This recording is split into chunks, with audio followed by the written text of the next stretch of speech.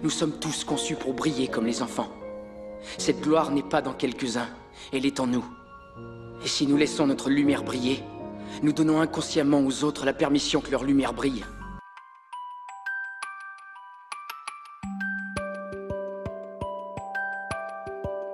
Dans la vie de tous les jours, nous ne voyons pas la lumière directement. Nous ne la voyons en tout cas pas comme un phénomène brut qui se déplacerait dans l'espace. Jour, nuit, jour, nuit, jour, nuit. Monsieur Lacouille, je vous en prie, à la longue, ça devient casse-pied. De l'Évangile de Saint Matthieu. Vous êtes la lumière du monde. Une ville située sur une montagne ne peut être cachée. Et l'on n'allume pas une lampe pour la mettre sous le boisseau. On la met sur le lampadaire, et elle brille pour tous ceux qui sont dans la maison. Bonjour à tous et bienvenue dans ce premier épisode du podcast Lumière du Monde, où j'ai la joie de recevoir la jeune femme dont vous avez entendu la voix merveilleuse, Mélanie. C'est ma joie d'être avec Eva aujourd'hui. Ça a été tellement difficile de trouver un moment, donc vous pouvez vraiment apprécier sa présence parce que Mélanie est très demandée. Je suis pas la seule à apprécier ses talents. Donc pour présenter un peu Mélanie, elle nous vient d'Ottawa. Vous entendrez son petit accent un peu charmant. C'est l'aînée de 4 frères et sœurs et elle tenait à préciser la tante d'Alice et de Théo. On sent que c'est très important. Et donc Mélanie, pour l'anecdote, on s'est rencontrés donc en juillet 2019, le jour où elle est arrivée. Donc quand Mélanie est arrivée, on m'a demandé de venir aider à l'accueillir parce qu'il y avait personne à Lebec à l'époque. Et je me souviens que je me suis dit la pauvre parce qu'elle arrive d'un pays étranger, dans un autre pays qui est pas le sien, et il y a une fille qu'elle connaît pas qui est là genre coucou Qui apparaît à la porte avec une bouteille de champagne et des fraises. Et en fait j'ai été impressionnée parce que Mélanie, elle était rayonnante, elle était gentille, elle était disposée à connaître quelqu'un et en plus de quelqu'un de très bavard. Donc j'avais vraiment été touchée par ce qu'elle dégageait et du coup j'avais envie de la recevoir pour ce premier épisode. Car quand on me dit lumière, je pense à Mélanie. Mais bon, les autres aussi qui seront interviewés, je pense à vous. Donc Mélanie, tu travailles pour l'Essai de Filles. Oui. Vaste programme. Donc est-ce que tu peux nous expliquer un petit peu en quoi ça consiste, ce que tu fais? Donc du coup, tu le fais depuis quand? Et puis voilà, qu'est-ce que tu aimes et comment ça te parle en fait? Moi, j'ai grandi dans les Cils, en fait, au Canada. J'ai connu quand j'avais 10 ans. Donc, c'est quelque chose que j'ai vraiment à cœur. Et ça se trouve que ça fait 10 ans que je travaille dans la pastorale avec les adolescents dans différents pays. Donc, ici en France, on m'a dit qu'il y avait un besoin pour quelqu'un qui pourrait travailler dans les Cils. Et voilà. Et j'avoue que je suis venue sans trop savoir ce que ça allait impliquer ici concrètement. Mais ça a été une découverte ces 3 ans. Et donc ici, notre présence auprès des adolescents est surtout dans des collèges. Moi, je suis surtout sur Boulogne, donc c'est le petit monde que j'ai vraiment connu pendant ces 3 ans. J'aimerais bien avoir une tante là-bas pour vivre là, parce que ce serait plus pratique. Et étant dans un collège, en fait, on vit la vie quotidienne avec. Et c'est devenu un peu une deuxième communauté, surtout à des collèges où j'ai passé beaucoup de temps. Et c'est vrai que c'est un lieu où les enfants sont obligés de passer leur vie. Donc forcément, quand on est dans un collège, on rentre aussi dans leur vie de tous les jours. Donc ça, j'ai bien aimé, ça j'aime bien en fait, de pouvoir accompagner de cette façon-là. Et après, de là, des aumôneries qui existent dans des collèges, viennent quelques jeunes qui veulent aller un peu plus loin et qui en fait résonnent avec le charisme du Regnum Christi dans leur période d'adolescence. Donc c'est trop beau. Il y a des ados qui veulent être amis de Jésus et qui en fait trouvent quelque chose à l'Essai qui les permet de grandir pendant cette période intéressante de la vie. Donc voilà, j'ai la joie de passer la plupart de mon temps avec des adolescentes et surtout en accompagnant celles qui sont d'âge lycéenne et qui aident les plus petites. Mais aussi en étant avec leur famille, en connaissant leur monde. L'autre jour, je suis allée à un spectacle de danse où il y avait plusieurs filles. Parce que voilà, ce sont les éléments qui font partie de leur vie, de leur entourage pour moi. Et comment tu les accompagnes concrètement? C'est des activités, des camps, comment t'arrives à faire en sorte qu'elles aient envie de venir et de continuer à faire que ce soit assez... parce que voilà, il y a une grosse compétition d'activités. À Paris, et à Boulogne, je suppose, on peut faire plein de choses. Donc, c'est quoi les activités que vous faites au sein de l'ESSID qui pour toi sont marqueurs particulièrement de l'ESSID, quoi, qu'ils vont pas retrouver ailleurs? Oui, c'est vrai qu'il y a plein d'activités pour les jeunes. Bon, oui. Et elles pourraient faire plein d'autres choses, en fait, les filles, que de venir à une activité de l'ESSID. Donc, c'est une bonne question. Quelqu'un me l'a posée il y a pas longtemps. Qu'est-ce qui les attire? Et moi, franchement, je pense pas que c'est que nous qui pouvons prendre le mérite de ça. Je pense qu'il y a plusieurs éléments. On peut être créative et penser à des activités. Mais ça aide beaucoup qu'on a des adolescentes qui font partie de l'équipe, en fait, un peu plus grandes. Et le fait d'avoir des jeunes avec quelques années d'écart, pour une jeune de 12 ans, ça c'est incroyable. Qui veut passer du temps avec elle, qui veut être avec elle, qui s'investit pour l'accompagner. Donc je pense que ça c'est une clé en fait à l'ESSID, c'est que c'est pas que des adultes qui font des activités pour des jeunes, mais c'est les jeunes eux-mêmes qui mènent les plus jeunes. Donc il y a quelque chose là. Et après, oui, on en fait beaucoup de camps, donc on profite de votre système scolaire excellent. Et là aussi, il y a plein d'espace pour la créativité. Et je dirais que différents jeunes vont venir à différents camps même. Les camps ski, il y a un certain public.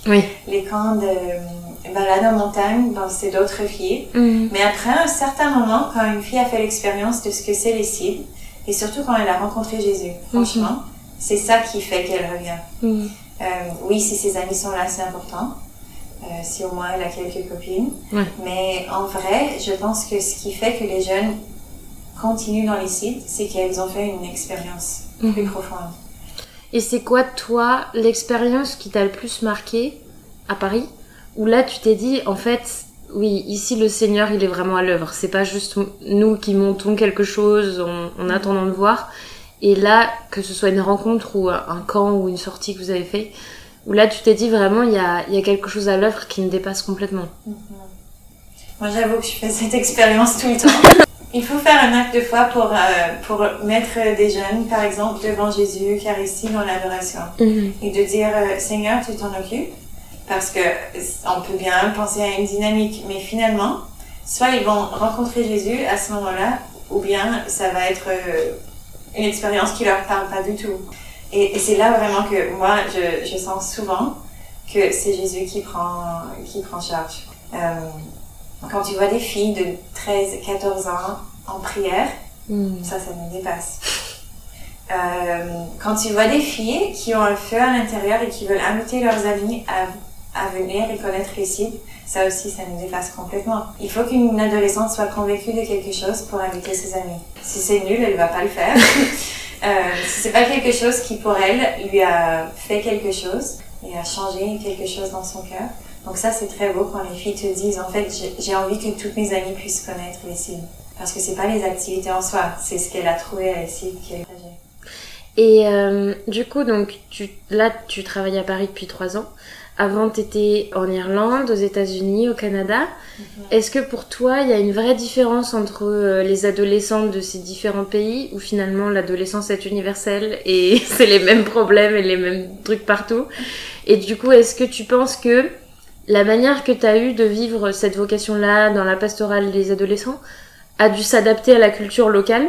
Ou est-ce que finalement, il y a une forme d'universalité qui fait que t'arrives à avoir à peu près à chaque fois les mêmes repères, même si l'unique repère c'est Jésus, mais les mêmes repères sur lesquels travailler? Ou est-ce que tu vois vraiment qu'il y a des grosses différences et parfois tu te dis là, je sais pas.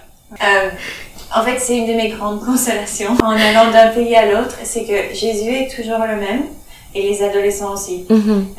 Dans le sens qu'il y a des choses qui généralement sont universelles chez les ados. Surtout que le monde aujourd'hui est très globalisé. En fait, encore plus, parce qu'ils écoutent la même musique d'un pays à l'autre, ils connaissent les mêmes séries, et oui, ils vivent la même période de vie, de transition entre l'enfance et la vie adulte. Donc ça se trouve qu'il y a des choses qui sont très partagées entre tous. Donc c'est consolant dans le sens que l'adaptation, elle peut être plus simple. Avec les adultes ou les jeunes, oui. Oui. Mais en même temps, oui, il faut quand même s'adapter. Il faut apprendre par quel chemin arriver à ces adolescents en particulier. Et là, j'ai trouvé que oui, c'est différent en France, par exemple, que quand je travaillais en Irlande, c'était dans un internat avec des filles d'Amérique latine. Donc, culture complètement différente. Oui.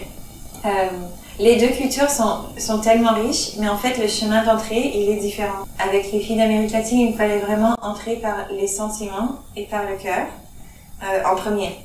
Et ensuite, arriver aux raisons de pourquoi. Voilà.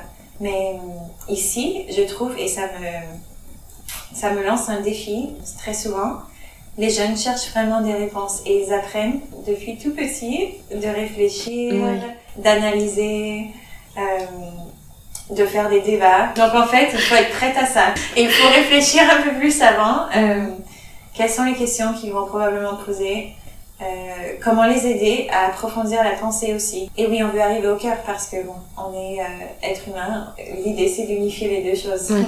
Mais c'est vrai que c'est important de pouvoir donner des réponses intellectuelles pour qu'ils sentent aussi qu'ils reçoivent quelque chose qui ensuite approfondir leur foi. Moi, je me souviens que donc j'ai fait un programme comme animatrice, un programme du Regnum Christi. Je sais pas si c'est les sites Pure Fashion.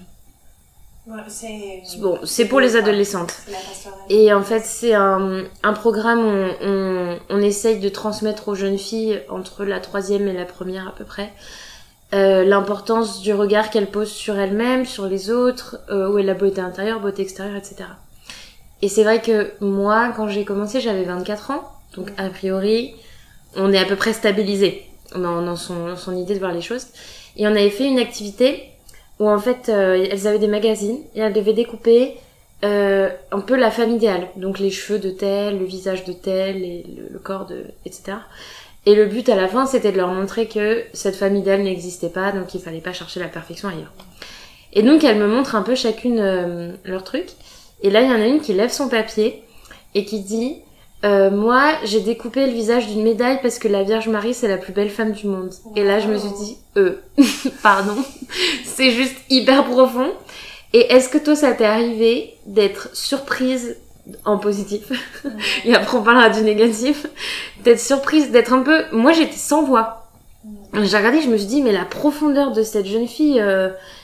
c'est... Enfin, moi, j'aurais jamais pensé à ça, quoi. Alors que la Vierge Marie, je l'aime de tout mon cœur, mais dans une activité devant tout le monde, comme ça, des filles, en plus, je crois que c'était la 1re ou la 2e. C'était pas, elles se connaissaient depuis 10 ans, etc. J'ai trouvé ça d'un courage incroyable. Et est-ce que toi, ça t'est arrivé de... Voilà, qu'il y ait une fille qui fasse ou qui dise quelque chose où tu t'es dit, oh, là, j'ai reçu une leçon, en fait. Parfois, on a l'impression que les adolescents... vivent un peu sur la surface, que c'est tout l'image. Voilà, on a une image quand même qu'on peut se faire de ce que c'est un adolescent. Et parfois, on oublie qu'il y a tout un monde à l'intérieur, ou bien on perçoit pas ce monde simplement. Parce et on n'a pas envie. Ils ne montrent pas tout le temps ce qu'il y a vraiment. Et bon, comme ils doivent un peu défendre leur image devant les autres, ça peut leur faire peur de vraiment montrer cette fille, elle était courageuse. Moi, mon expérience, c'est que les ados sont capables de Dieu. Ils sont capables de ce qui est spirituel, ce qui est profond. Et ma grande leçon, en fait, c'est de croire ça et de leur donner la chance, parce qu'on peut limiter un peu ce qu'on leur propose, ce qu'on met devant eux, parce qu'on croit qu'ils sont d'une certaine façon. Mais en fait, en ayant travaillé plusieurs années avec eux, et même en les écoutant, en étant avec eux, dans une conversation normale, tu te rends compte qu'ils se posent des questions, mais incroyables, sur la vie, sur les pourquoi de la vie. C'est la période où, en fait, comme ils sont en train de se définir, toutes les questions existentielles commencent à sortir, mais sincèrement. Et si on les accompagne dans ce chemin de creuser, ça peut être très très profond. Parce qu'ils ont besoin de ça. Ils ont besoin de profondeur et pas de réponses superficielles ou rapides ou comme ça. S'ils vont vraiment mettre des fondements de leur personne pendant cette étape de l'adolescence, il faut aller au fond. Mais là, ce que tu dis, moi, ça me fait penser à ce que je racontais un peu dans l'épisode de présentation. Mais c'est sur, en fait, cette vocation à ce que toi, tu fais, à travers les grâces de Dieu, etc. Mais t'aide à mettre de la lumière, justement. Je pense que c'est quelque chose qui est très important. Parfois, on a un peu des clichés sur les catéchistes ou ceux qui font de la pastorale avec les adolescents. Comme on disait, ils sont un peu en formation encore. C'est que le but, c'est pas de leur rentrer des choses dans la tête, de les modeler, en fait. Je pense que la vocation que t'exprimes et celle que beaucoup, moi je vois autour de moi qui travaillent avec les plus jeunes, c'est vraiment de mettre la lumière sur quelque chose pour les aider eux-mêmes à y arriver. C'est ça. Et je pense que c'est très beau que toi t'aies ce courage de faire ça avec les adolescents, parce que tu disais assez bien, mais dans la société même en général, on a une image assez mauvaise des adolescents. C'est des gens qui, voilà, on se dit, ils sont juste en transition. Donc on fait pas attention en fait à ces années. On se dit, oh bah c'est sa crise d'adolescence. Il y a littéralement un mot pour définir cette période. Où en fait on se dit tout est crise. Tout est caprice, tout est...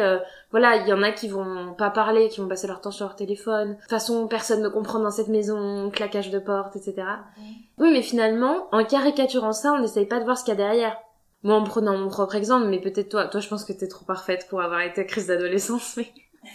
mais moi, je sais... Elle sera pas d'accord. Moi, j'étais adolescente, je me sentais vraiment incomprise... pas vue, invisible, et puis que en fait on a des injonctions très différentes de la société parce que nos parents nous voient encore comme des enfants, mais en même temps il faut choisir ce qu'on va faire plus tard, il faut choisir à quoi on veut ressembler, il faut choisir comment on se présente aux autres, etc. Et je trouve ça hyper courageux en fait de toi te dédier à la pastorale de cette période-là, parce qu'en fait tu reçois des sacs de nœuds et tu dois aider à tirer sur les bonnes ficelles, mais en fait si eux ils veulent pas défaire les nœuds, il va pas se passer grand chose. Et je crois que ça c'est quelque chose, peut-être tu peux me dire comment t'as eu envie de travailler avec ces adolescents, parce que moi des gens qui veulent de leur propre gré passer du temps avec leurs adolescents qui ne sont pas leurs enfants, parce que les adolescents et les adolescentes elles expriment pas beaucoup de choses, ou alors à leur propre manière. Moi j'ai fait du catéchisme avec des enfants de 9 ans qui était insupportable, mais aussi qui me disait je t'aime à toutes les sauces et qui me voyait comme leur héroïne. Là, pour avoir, moi je l'ai vu à Pure Fashion, pour avoir une réponse, un mot quand on leur parle déjà c'est compliqué. Donc non, mais où est-ce que toi tu trouves, parce qu'on a tous besoin de gratitude et de reconnaissance dans ce qu'on fait, où est-ce que toi tu trouves justement la source de ta lumière pour toi-même aller la porter, et peut-être comment tu trouves cette gratitude en fait pour ce que tu fais et ce que tu donnes, comment ça s'articule en fait dans ta relation avec eux et avec toi-même aussi, parce que je pense que c'est pas évident. Ouais. Je pense que moi, quand j'étais adolescente, j'ai fait tellement une belle expérience d'être accompagnée par les consacrés justement, et par ma responsable de l'ESID aussi, qui avait 18 ans et qui était la héroïne de la vie, quoi. Ça m'a tellement fait du bien et ça m'a aidé énormément à grandir pendant cette période-là, que je pense que ça m'a toujours donné envie de pouvoir faire de même pour d'autres adolescentes. Après, ça c'est pas toujours facile, et je me souviens qu'au départ, c'était intimidant de me mettre là, jeune consacrée devant une foule d'ados, et de dire qu'est-ce que je vais leur dire, comment est-ce que ça va passer, mon message. Parce que oui, de l'extérieur, c'est pas une frontière qui est facile à franchir.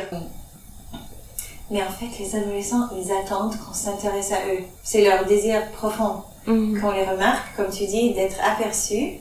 Et en fait, que quelqu'un veuille comprendre ce qui se passe. Parce qu'eux-mêmes ne comprennent pas tout ce qui se passe à l'intérieur. En fait, c'est très bouleversant pour eux, souvent, ce qu'ils vivent dans cette période. Donc, que quelqu'un s'intéresse à marcher avec eux pour découvrir tout ça, qui ne soit pas scandalisé par les questions qui se posent, ou la confusion qu'il peut y avoir à l'intérieur, qui se moquent pas de leurs questions, parce que souvent, ils ont peur de poser leurs questions, vraiment parce qu'on leur dit que c'est bête. Mais en fait, ils ont des questions hyper importantes, que même nous, les adultes, on n'a pas toujours répondu pour nous-mêmes. Quand j'ai un peu fait le switch, et je me suis rendu compte que c'est ça, d'accompagner les adolescents, c'est de marcher avec eux, Et en fait, de m'intéresser à eux sincèrement, ils perçoivent la sincérité. Ils ont un radar, les ados, pour l'authenticité. Ça, c'est très dur pour nous. En même temps, c'est très beau. C'est formateur. Oui, parce que si on n'est pas authentique, ils vont nous dire tout de suite. Si on se contredit, ils nous disent tout de suite. Ou si on fait des fautes de français, ils nous disent tout de suite. C'est comme ça que mon français, il s'améliore. Il est parfait. Il n'est pas du tout parfait, mais il est mieux qu'il y a 3 ans. En fait, ils appellent aussi quelque chose en nous, les ados. Mais comme ils perçoivent la sincérité, c'est en fait ça qu'on a à leur offrir. Et c'est vrai, ils ne savent pas toujours dire merci. C'est pas un âge. Même ils savent pas comment le faire. C'est un peu awkward. Donc, parfois, je vois qu'ils veulent me remercier pour quelque chose, mais ils trouvent pas les mots, ils veulent pas être trop sentimental. Donc en fait, moi, ce qui m'aide beaucoup, c'est l'image du summer, en fait, en travaillant avec cet âge. C'est une période où on sème gratuitement. Et on ne sait pas les fruits que ça va donner. Dans 10 ans, on verra ce que sont devenus ces jeunes. Mais c'est important de semer parce que bon, dans le monde d'aujourd'hui, si on ne le fait pas, c'est pas que l'évangile va leur tomber dessus du ciel. Ouais. Mais de savoir, et je pense d'être prête à assumer la vocation d'être semeur, qui n'est pas de voir un résultat immédiat ou de recevoir cette gratitude tout de suite, mais de savoir que c'est un investissement sur le long terme. Sur le long terme d'une vie, en fait. Oui. Et que Dieu donne les fruits. Ça, c'est une conviction. Moi, ça m'avait toujours réconforté quand, du coup, on avait fait, donc avec le Regnum Christi Jeune, on fait des missions. Et là, on était à Granville et je crois qu'on était entre 25 et 30. Enfin, on était quand même un nombre assez conséquent. Et puis, on parlait de, justement, semer du fruit, des graines et de pas voir le fruit et cette frustration.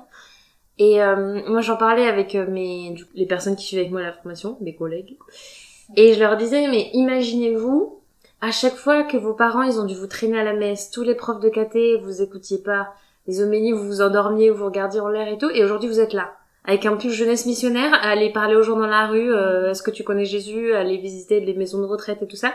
Oui, c'est que eux dans leur vie, les gens qui ont semé des graines, ils ont pas attendu de voir le fruit, sinon ça n'aurait jamais pris le temps. Et peut-être que eux, ils se rendent compte que l'évangélisation, ça peut être difficile aussi, parce qu'on ne voit pas, on a l'impression qu'on parle dans le vide, etc. Mais c'est, moi, c'est ce réconfort, en fait, de me dire que le nombre de personnes que je croise qui me disent « Ah, mais cette personne, elle a beaucoup influencé ma vie, mais elle le sait pas. » Et en fait, moi, il y a des gens qui ont touché ma vie, que j'ai vu 1 ou 2 fois. Et en fait, je les reverrai jamais, mais c'est pas le problème. Et je pense que quand on part avec cette approche-là, ça donne beaucoup de liberté dans l'accompagnement, en fait. Parce qu'en fait, on se dit, ce qui compte, c'est pas que telle personne vienne me voir en disant, ce que t'as dit, ça a changé ma vie. Mais c'est que peut-être dans 5, 10 ans, quand elle en aura besoin, elle dira, en fait, là, j'ai la clé dont j'avais besoin. Moi, il y a quelque chose qui m'avait un peu interpellée, c'est dans la pastorale adolescente, on voit Jésus avec des enfants, qui nous parlent d'enfants. On voit Jésus avec des femmes, des hommes, des vieux, des jeunes, des paralysés, des aveugles, des sourds, et tout ça. Mais pas avec des adolescents. Donc est-ce que ça n'existait pas à cette époque? On passait de enfants à adultes. Oui, ils sont où en fait les adolescents dans la Bible et comment on trouve une manière chrétienne de se comporter avec eux? Alors moi j'ai pas les clés. Je ne sais pas. Ils sont même pas dans les 10 commandements en fait. Il y a le père, la mère, la femme, mais il y a pas les ados. Pas des ados. Le voisin, la voisine, ah mais c'est les grands oubliés quoi. En fait, le seul passage où on voit un adolescent... Bon, on voit le jeune homme riche, par contre. Oui, mais pareil, jeune homme, il a son propre argent, il a son propre capital. C'est quand même un jeune en recherche. Oui. Oui, c'est vrai, peut-être qu'on ne sait pas son âge. Oui, à l'époque, il va avoir 12 ans et demi. Exactement, il était probablement adolescent là-dessus. Et on voit Jésus à ses 12 ans. C'est là qu'il vit ce moment de décider de rester dans le temple pendant que ses parents continuent. Et c'est intéressant parce que, évidemment, c'est une interprétation. À 12 ans, c'est le moment où il commence à manifester son identité réelle, en fait. Et qu'il est le Fils de Dieu, le Père. C'est le moment aussi où il, physiquement, était séparé de ses parents pour rester dans le temple. Et il a permis cette expérience. Tout ce que Jésus a fait était avec attention quand même. Donc, je pense que ça peut un peu nous parler de l'adolescence dans le sens que c'est normal et juste qu'il y ait pendant cette période de transition une construction de l'identité de la personne qui cherche qui il est en fait et qui ne sait pas encore. Et pour que ça se fasse, cette petite personne doit commencer à s'éloigner petit à petit de la famille. Pas pour s'éloigner et jamais revenir. L'important, c'est en fait de toujours faire des retours. Mais d'aller voir ce monde à l'extérieur et de voir est-ce que ça marche quand je m'implante là-bas. Est-ce que ça marche quand je construis une nouvelle relation avec telle personne qui n'est pas ma famille. Donc, Jésus aussi, il a dû faire ça. Il l'a fait de sa manière, comme le Fils de Dieu le ferait. Mais on peut comprendre l'expérience de Marie, qui était quand même stressée. Et les parents, souvent, cette phase de séparation de l'enfant n'est pas facile à vivre. Parce que, voilà, on peut avoir l'impression de perdre notre enfant, de perdre la petite personne qui était à nous. Mais en fait, c'est que cette personne est en train de devenir qui elle doit être. Et ça aussi, c'est tout un chemin pour les parents d'adolescents. Ça aussi, j'aime bien, c'est accompagner les parents d'adolescents. Oh là là. Parce qu'ils ont une vocation spéciale pour ces années-là, en tant que parents. Moi, aujourd'hui, j'ai 27 ans, mais si tu veux les appeler, les miens, pour parler de leur trauma d'origine, je pense que ça leur ferait du bien de revisiter. Et dans les gens qui nous écoutent, il y a aussi des parents. Mais ce serait quoi pour toi la chose que t'aimerais nous transmettre sur les adolescents? Peut-être quelque chose, une manière dont on devrait plus les regarder ou plus les écouter. C'est quoi le conseil que tu donnerais à nous tous qui finalement sommes au contact d'adolescents? Ça peut être des neveux, des nièces, des cousins, des cousines, mais pour qu'ils soient pas les grands oubliés comme ce sont les grands oubliés de la Bible. Mais donc ce serait quoi pour toi le conseil clé en fait que tu voudrais nous donner pour comprendre ces incompris? Bon, je prétends pas être une experte, mais je pense qu'une clé qui pour moi m'a beaucoup aidée, et je pense que ça peut nous aider à tous en fait, c'est d'essayer de voir cet adolescent comme Jésus voit cet adolescent. Parce que pour lui, il voit pas que ce que cette personne n'est pas, ce qu'il n'a pas encore, ce qui ne va pas. En fait, il voit tout le potentiel, et ça c'est réel, de cette personne qui est en croissance et qui est en train de découvrir ce qu'elle va devenir. Donc ça, en fait, c'est incroyable. Et on peut s'émerveiller devant ça. On s'émerveille pas généralement peut-être devant les ados qu'on voit dans la rue. Mais ce regard, en fait, il y a tout un monde là.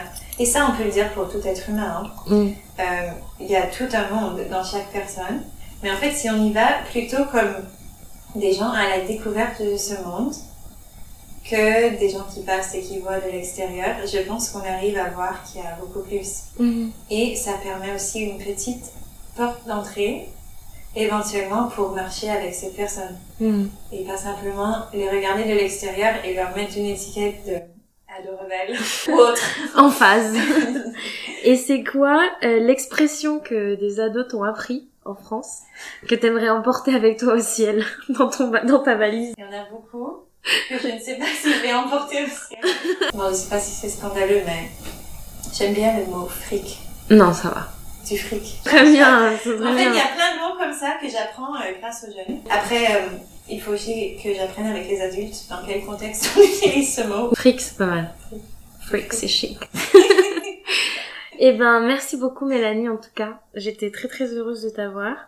Et ce sujet des adolescents, je pense, est un beau sujet pour nous à réfléchir tous ensemble comme famille. Et je pense que la prochaine fois qu'on en verra autour de nous, on essaiera peut-être d'avoir un autre regard.